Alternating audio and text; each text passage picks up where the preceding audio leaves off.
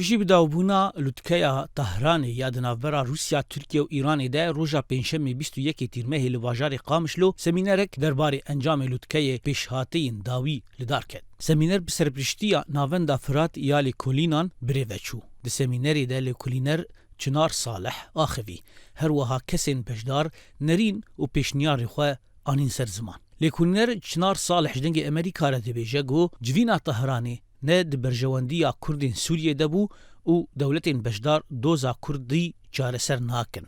فانا جي ولا سياستك بخوازبن يعني قما طهران بتشكي شارتا بها بوتيد وكانه ويبر نرم نزيك بمن دريا نرم كرنيره ويكرجي باور بكم كوب راسي قما طهران جبو صالحي كرداتشي بو او بخوا جارك كوكتي ناف هنجفدش كرداره قال لك خطر جبو ناجي جريك كرد يعني ام قال لك اغهدا مشيار بنكو اف اتفاقي جبركو دجمنين يعني حيا انا بصد صال دجمن انتي كرد كل ويكي جوانجي حيا انا برزغريكا كرد چارسر نكري. Li semînerê siyasetmedar, nivîskar û rewşenbîr beşdar bûn û li gorî hin nerînan Tirkiye heta niha çira kesk ji bo operasyoneke leşkerî li ser xaka Sûriyê wernegirtiye.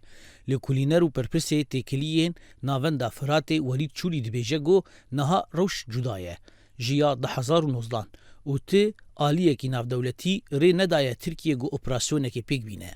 Kesî vê carê dewleta Tirkiye re ew qebûl nekiriye.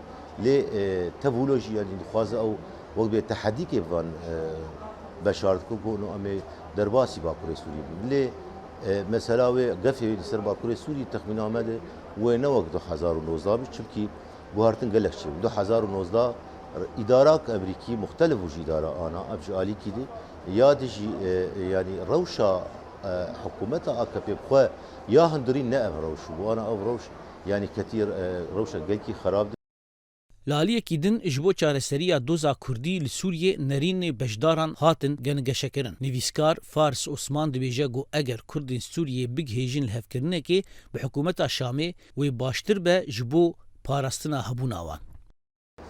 Em bigihên peymanekê nerînek nêzik bê rejîmê re ev rejîm çi be? Yani bêtir em karîn mafê xwe yani belki em neslî li serê sedî sed bes ê milletê me cê xwe bimîn. Milletê me koçber nabe. Lê ku Türk hatin yani xeyar bimîne Türk bên ya rejîm bên Türk bên ji xwe cê Kurdar vê de namîne.